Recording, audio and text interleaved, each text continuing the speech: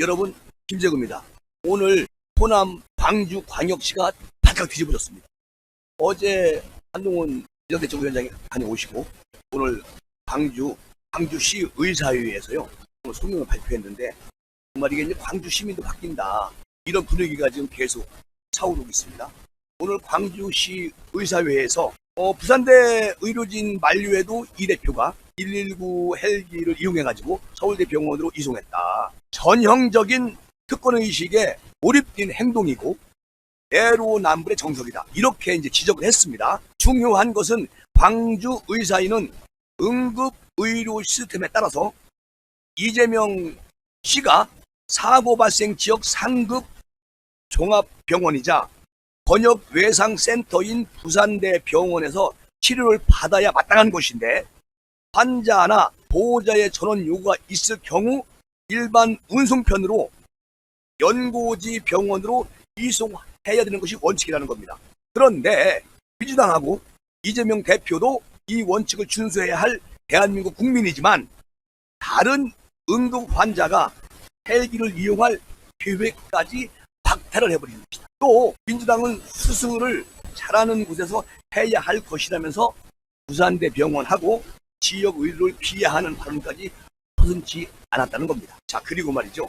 지역 의료를 살려야 함을 강조하고 지역의 사제와 지역 공공의대 설립을 입법 추진하던 민주당은 이번 일을 통해서 자신도 지키지 못하는 그런 정책을 추진했음을 전 국민 그리고 호남, 광주 모든 국민들이 알게 됐다.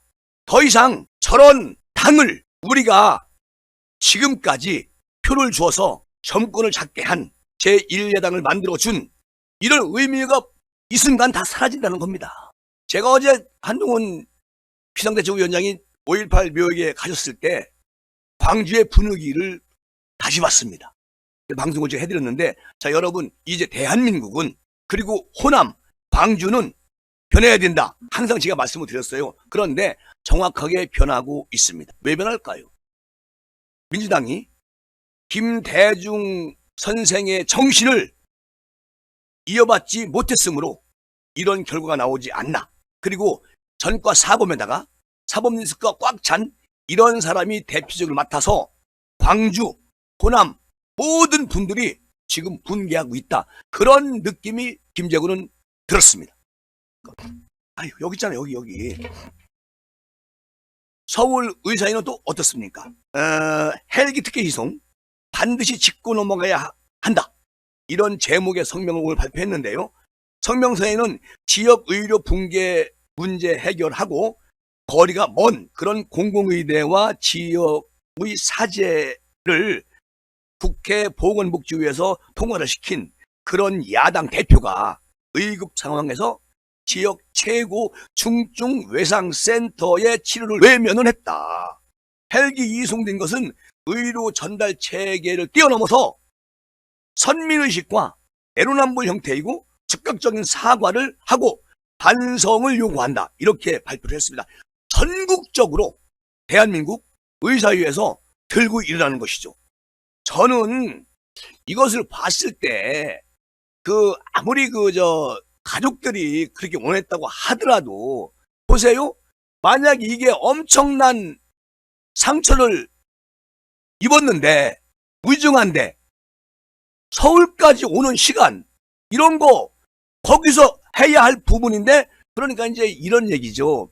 지금 부산 대병원에서는 이게 찰과상에 불과한 것이고 깊이 그렇게 위험한 정도는 아니다라고 이제 소견을 얘기했을 겁니다.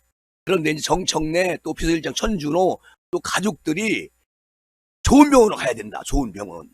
여기는 믿지 못한다. 그런 식으로 밀고 갔을 거예요.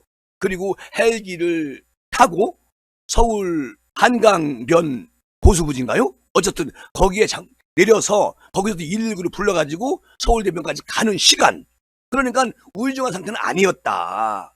그런데 지금 계속 중환자실에 있다가 일반 병실로 옮겼는데 오늘 한동훈 비상대책위원장이 의료기업 면회 가겠다라고 해서 이제 전화를 걸었는데 아직은 안 된다. 그래서 이제 반대를 했어요. 오늘 오지 말라겠어요. 나중에 연락하겠다. 그 정도면은 이게 무언가 서울대 병원이 숨기는 게 있지 않느냐. 그리고 서울대 병원에서 어제 인터뷰 했을 때 부산대 병원에서 서울대 병원으로 옮길 것을 부탁을 했기 때문에 우리가 받아들였다. 이렇게 말을 했잖아요. 그래서 부산대가 이제 난리가 난 것이고 의사회에서 들고 일어나기 시작한 거예요. 어쨌든 정리를 너무 못했다. 민주당 수뇌부가. 아니 대통령 후보 나오신 분이 그리고 또 지역 활성화시킨다고 그렇게 목청을 높이던 분이 본인이 정작 사건이 나고 다쳤는데 이것을 참모들이 부산대 병원은 의술이 약하다. 그래서 좋은 병원으로 가야 된다. 정청래. 이거 말이 안 되는 거 아니겠습니까? 어쨌든 서울의사회는 부산시 의사회에서 이재명의 헬기 특혜 이송이 지역 의료계를 무시하고 의료 전달 체계를 짓밟았다는데 10분 공감을 하고 전적으로 동의한다. 의료진의 의학적 판단에 반하는 구급차나 헬기 이송은 환자가 전액 비용을 부담하는 원칙이 필요하다고 이렇게 목소리를 높였는데요. 조금 전에 말씀드렸지만 광주가 더 심하게 들고 일어났고요. 제가 볼 때는 뒤이어서 전남, 전북도 아마 의사회에서 성명서 발표할 것이다. 민주당이 선택한 이재명 대표 때문에 아마도 내년 총선은 민주당은 물 말아먹었다. 그리고 오늘 이낙연 전 총리도 이달 중으로 창당 준비 끝내고 본격적으로 4월 10일 총선에 몰입할 것 같습니다. 지금 대한민국의 상황이 이렇습니다. 여러분. 그 민주당의 장경태 의원 있죠? 이 사람이 내년 4월 10일 총선 물 말아먹으려고 별짓을 다 합니다. 이 장경태가 이런 얘기를 합니다. 저는 서울대냐 부산대냐 이런 논쟁은 불필요한 논쟁이라고 본다. 둘 다 충분히 훌륭한 의사 선생님들도 구성돼 있다고 난 생각을 한다. 다만 가족들의 간병 문제가 있기 때문에 아무래도 가족이 가까우게 있는 그런 곳 또 해당 환자가 치료를 원하는 곳에서 치료를 받는 것이 낫다라고 생각을 했고 그래서 수술 치료와 입원 치료를 받을 수 있는 곳으로 이동했다고 보시면 됩니다. 여러분 뭔 얘기래요? 그러면서 하는 얘기가 기가 막힙니다. 오히려 부산대 권역외상센터는 각 시도마다 한 개 정도가 있는 정말 아주 비상 응급치료를 받아야 할 곳이다. 그런데 오히려 여기서 이재명 대표가 눌러 앉아서 치료를 받았다면 정말 더 비상 응급을 받아야 되는 환자들을 방해할 수 있는 이런 또 오해를 받을 수 있기 때문에 저는 장경태는 권역외상센터는 정말 비상급 상태로 계속 유지가 돼야 된다고 본다. 그러니까 이걸 부산대가 좋으냐 서울대가 좋으냐 이런 논쟁은 너무 좀 한가한 논쟁 아니냐. 자, 이 말 기가 막힙니다. 이 안에 뭐가 들어있죠? 우리 이 대표님은 찰과상이다. 생명의 시장이 없는 사람이다. 그런데 그런 이 대표가 거기 눌러 앉으면 다른 환자들에게 덕이 안 되지 않느냐. 그래서 가족들이 부탁을 했고 서울로 올라간 거다 이렇게 말했잖아요. 결론적으로는 상처 깊이가 경상이다. 이거를 자인하는 겁니다. 지금 말하는 거 보세요.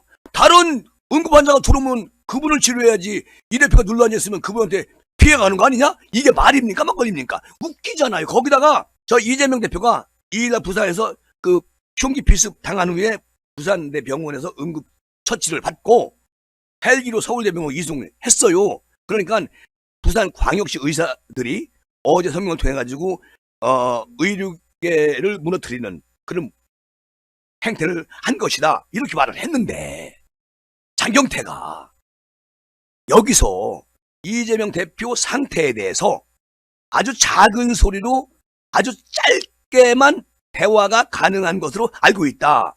당무 복귀는 전적으로 의료진의 소견이 중요하다고 보고 있다 이렇게 말을 해요. 그러니까 앞뒤가 전혀 맞지 않는 얘기를 하고 있고, 거기다가 제가 사고 현장에서 대표님 머리를 받치고 기도 확보를 하고 있었다. 그 당시에 피를 너무 많이 흘리셨다. 태어나서 그만큼 피를 많이 본 건 처음이다. 이렇게 그렇게 얘기했잖아요.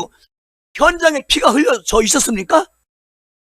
이렇게 말한 장경태가 오늘은 부산대에 더 응급 환자가 오면은 우리 대표가 여기 눌러 앉아 있으면 그 사람들 피해가 가기 때문에 서울로 옮겼다. 이렇게 변명 아닌 변명을 하고 있잖아요. 앞뒤가 전혀 안 맞는 그런 말을 합니다. 이런 데서 국민들이 자꾸 의심을 하게 되는 겁니다. 경상인데 중환자처럼 저렇게 하는 거 아니야? 정말 무슨 짜고 치는 고수도 아니야? 이런 생각을 하는 거예요. 사실이 아니지만 그렇게 의심을 한다는 겁니다. 이렇게 분위기를 만들어가는 민주당 국회의원들 자중하십시오.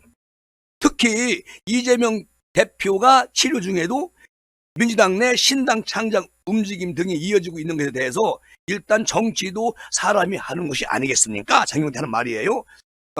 본연의 기본적 태도와 자세를 견제해야 된다. 무슨 말이냐?